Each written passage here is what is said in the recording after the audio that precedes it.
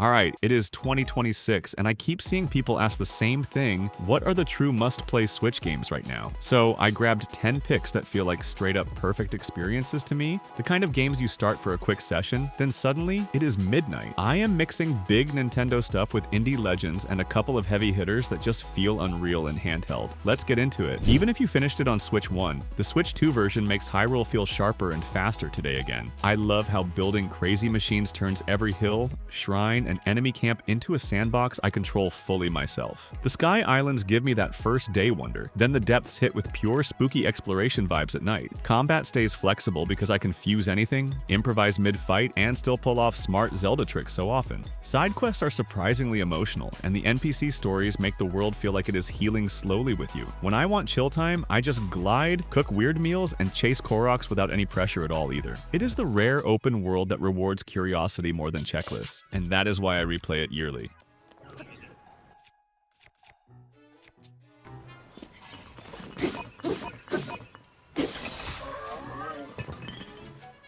Donkey Kong Bonanza feels like Nintendo letting DK go wild, with big stages built for smashing everything in sight alone. The movement is chunky in a good way, so every roll, climb, and vine swing has real weight to me. What sells it is the level variety, from jungle drums to neon caves, all packed with secrets for completion hunters. I kept laughing at the slapstick animations because DK looks goofy, strong, and weirdly expressive this time around every corner. Boss fights are simple but satisfying, and they push you to use terrain and timing, not just hits alone ever. If you play with a friend, the chaos doubles, yet the game still stays readable on screen most of today. It is pure comfort food platforming, and it reminds me why DK deserves more spotlight on Switch 2 right now.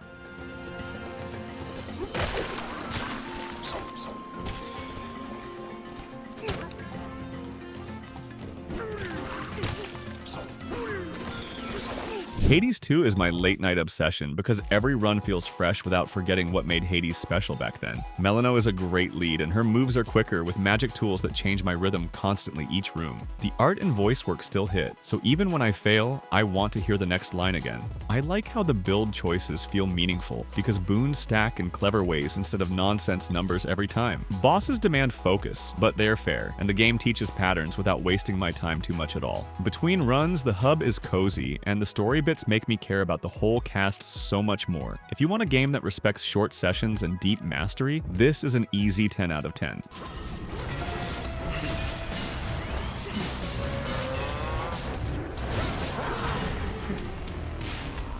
Hollow Knight Silksong gives me that tight, honest challenge, where every jump and slash must be earned by my hands. Hornet moves like a needle in the wind, and the new mobility makes exploration feel faster and braver to me. The world is weird and beautiful, with towns, traps, and ruins that beg me to poke around for hours straight. I appreciate how the map design loops back on itself, so shortcuts feel like real rewards each single time too. Combat has that crisp sound and feedback, and the bosses push my reflexes without feeling cheap ever once in game. When I get stuck, I do not rage quit. I just practice because the controls are that clean for me. If you love Metroidvanias, this one is pure craft, and it will live on my system all year long easily.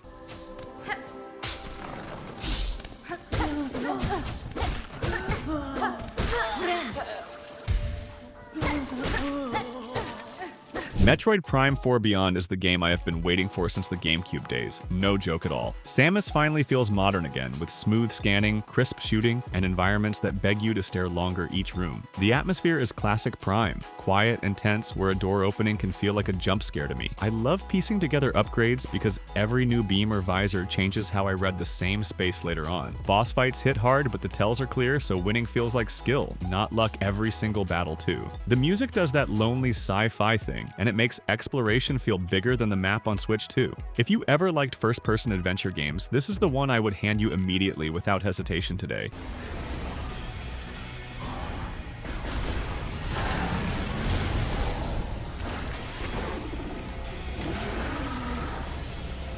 Xenoblade Chronicles. 10 Definitive Edition is huge, but it never feels like empty space just for size to me personally.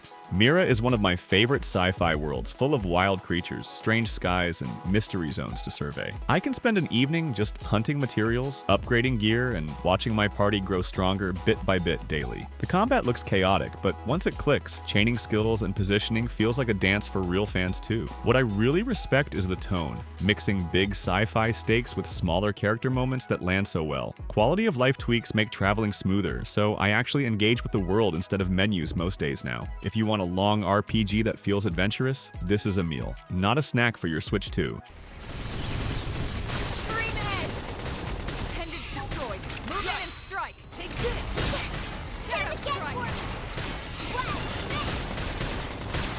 Cyberpunk 2077 Ultimate Edition surprised me on Switch because Night City finally feels stable and alive in handheld. I play it like a slow crime story, walking streets, listening to chatter, and letting the neon mood sink in. The quests hit harder than I expected, especially the character arcs that make choices feel messy and human sometimes too. Gunplay is solid, but the real fun is mixing hacks, stealth, and style until I feel unstoppable in combat loops. Driving around is still a vibe, and the city density means I keep finding tiny alleys with loot hidden nearby. If you prefer roleplay, builds are flexible, so you can be a netrunner, bruiser, or talker all game long. It is not perfect for everyone, but when it clicks, it feels like a whole genre in one box today.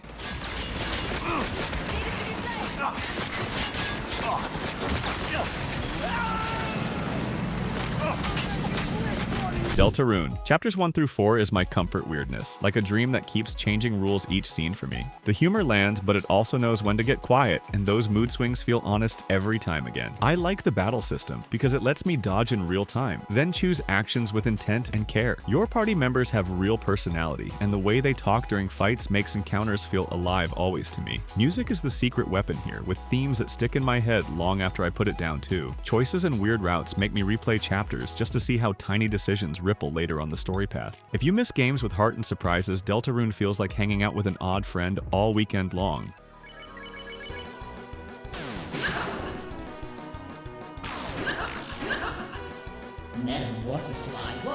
Split Fiction is the kind of story game I play in one weekend, then think about for weeks afterward too. It blends science fiction and grounded drama, so the big twists still feel connected to real emotions for most players. What I enjoy most is the pacing, because it never drags, and every chapter changes the rules just enough again. The puzzles are smart but friendly, and they make you look at the screen like you are solving magic together. If you play co-op, communication matters, but it stays fun, not stressful, even when time is tight for us. I also love the art direction, mixing clean tech with rough places, so each scene feels distinct in my eyes. When credits roll, it leaves a satisfying aftertaste, like a good short novel you can replay later on Switch 2.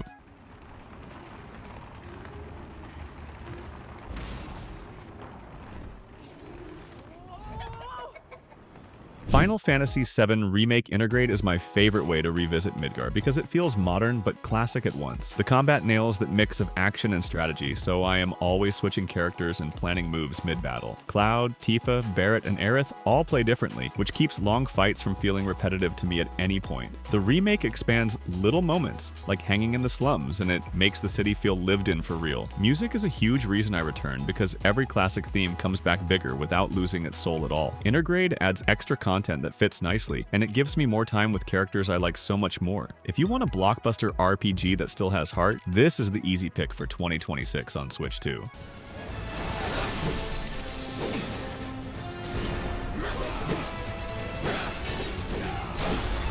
Gotta memorize the attack patterns.